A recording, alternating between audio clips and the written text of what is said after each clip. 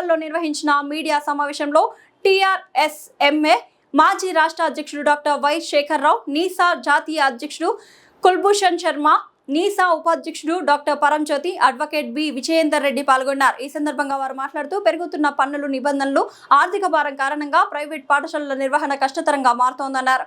విద్యా సంస్థలపై వాణిజ్య ఆస్తి పన్ను తొలగించి పాఠశాలల రక్షణ కోసం ప్రత్యేక చట్టాలు తీసుకురావాలని కోరారు. అలాగే స్కూల్ బస్సులకు సబ్సిడీలు, విద్యార్థుల రవాణా సేవలపై జీఎస్టీ మినహాయింపు కల్పించాలని విజ్ఞప్తి చేశారు. నీసా జాతీయ అధ్యక్షుడు కులభూషణ్ శర్మ మాట్లాడుతూ ప్రైవేట్ పాఠశాలల సమస్యల పరిష్కారానికి పూర్తి మద్దతు ఇస్తామని తెలిపారు. త్వరలో ముఖ్యమంత్రి రేవంత్ రెడ్డి వినతి పత్రం సమర్పించి విద్యారంగానికి అనుకూల విధానాలు అమలు చేయాలని కోరనున్నట్లు వెల్లడించారు.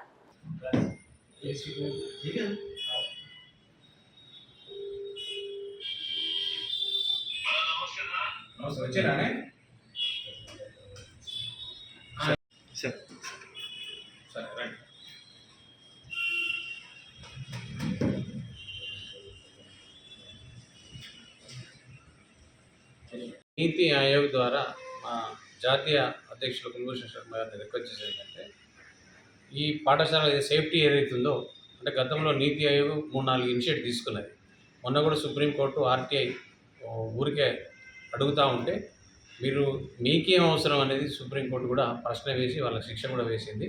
కాబట్టి ఈ నీతి ఆయోగ్ ద్వారా ఈ పాఠశాల సేఫ్టీ సంబంధించిన అది వివిధ సంఘాల వాళ్ళు వచ్చి అనేక మంది వచ్చి బెదిరించడం, పాఠశాల యొక్క ఆస్తులను కూడా ధ్వంసం చేయడం. కాబట్టి వీటిని ఖచ్చితంగా ఢిల్లీలో ఆ ఆఫీసులో D6 అనే ఆఫీస్ ఉంటుంది.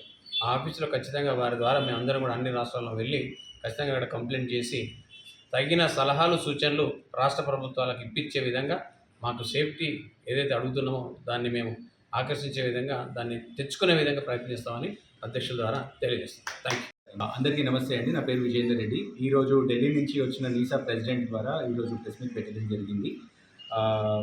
అలాగే మన పరంజ్యోతి సార్, నీసా వైస్ ప్రెసిడెంట్, అండ్ అలాగే మన శేఖర్రావు గారు, ఫౌండర్ ఆఫ్ ట్రెస్మా.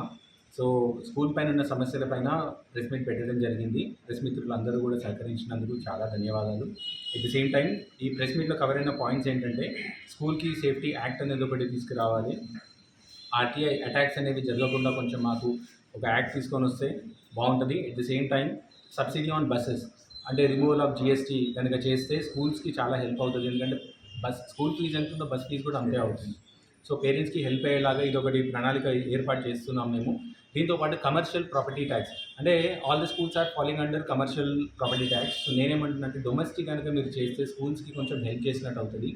కార్పొరేట్ స్కూల్స్కి చేయకండి, మాకు దాంట్లో ప్రాబ్లం లేదు. కానీ కార్పొరేట్ కింద బడ్జెట్ స్కూల్స్ ఉన్నాయి which are almost equal to government schools, దానికి మాత్రం మీరు సపోర్ట్ చేయాలని కోరుకుంటున్నాను.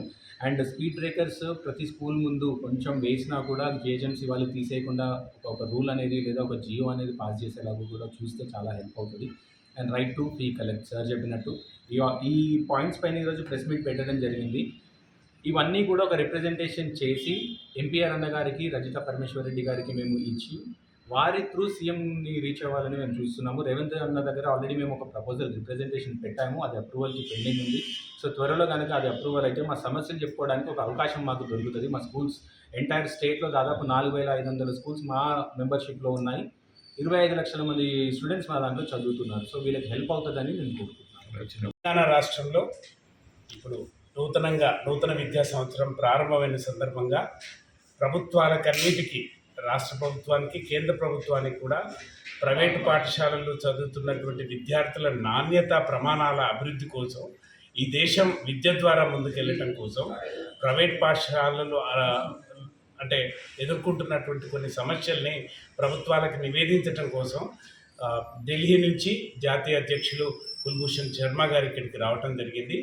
ముఖ్యంగా పాఠశాలల భద్రతకి ఒక చట్టం చేయాలని, ఎందుకంటే పాఠశాలల్లో పనిచేస్తున్నటువంటి ఉపాధ్యాయులు, నిర్వహిస్తున్నటువంటి యాజమాన్యాలు, పిల్లలు, వారి యొక్క భద్రత చాలా ముఖ్యమైనదిగా భావించి ఈ మధ్య పెరుగుతున్నటువంటి దాడులు కొన్నిటిని నిరసిస్తూ ప్రైవేటు పాఠశాల యొక్క భద్రతకు ఒక ప్రత్యేక చట్టం తీసుకురావాలనేది మొట్టమొదటిగా మేము రిక్వెస్ట్ చేస్తున్నాం. రెండవది, ప్రైవేటు పాఠశాలల్లో అంటే ఏదైతే బస్సులు నిర్వహించడం జరుగుతున్నదో వాటికి తగినటువంటి జిఎస్టీని మినహాయించి వాటికి ఉపయోగిస్తున్నటువంటి డీజిలు ఇతరత్ర వాటి మీద కూడా కొంచెం ఇది జిఎస్టీ మినహాయించినట్టయితే అది తల్లిదండ్రుల మీద భారం పడకుండా ఉంటుంది అనేది రెండవ రిక్వెస్టు.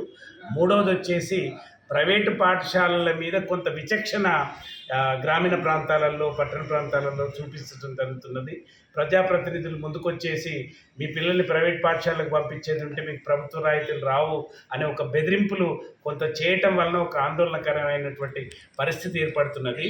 తల్లిదండ్రులు తమ పిల్లల యొక్క చదువును అటు ప్రభుత్వ పాఠశాల అయినా ప్రైవేట్ పాఠశాల అయినా ఎక్కడైనా దాన్ని వాళ్ళు ఎంచుకునేటటువంటి రైట్ వాళ్ళకు ఉన్నది. Right to choose a school అనేది వారికి ఉంది కాబట్టి ఖచ్చితంగా ఆ హక్కుని గౌరవించే బాధ్యత ప్రతి ఒక్కరి మీద ఉన్నది.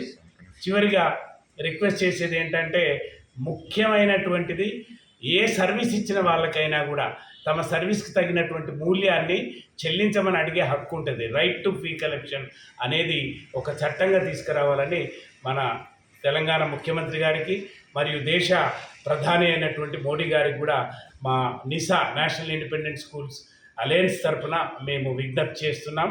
ఈ విషయంలో అవసరం అనుకుంటే దేశవ్యాప్తంగా ఉన్నటువంటి ప్రైవేట్ పాఠశాలన్నీ కూడా ఒక కట్టుగా వచ్చి దేశవ్యాప్తమైనటువంటి ఉద్యమం చేయడానికి కూడా వెనకాడమని చెప్పేసి మేము విజ్ఞప్తి చేస్తున్నాం.